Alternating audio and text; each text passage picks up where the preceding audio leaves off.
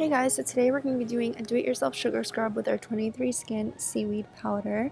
We're going to first take 2 tablespoons of our seaweed powder and just put it into the bowl. Then we're going to take some organic sugar, 2 tablespoons as well, and put it into the same bowl. I'm going to take 2 tablespoons of organic virgin coconut oil, put it into the bowl. This is really going to give the scrub a really nice smoothing consistency for your skin. And optional, you can put 2 drops of Absolute Rose Essential Oil. It's just going to give the scrub a really nice smell and aura that's really pleasant. Last step is to mix the mask well so that it's a nice smooth consistency. If you have an excess amount, remember you can always store the rest in a jar. I'm going to be applying the scrub on the areas of concern. For me, it's my elbows just because they're really dry. The scrub just does an excellent job in kind of getting rid of all the dead skin cells to reveal smooth, glowing skin.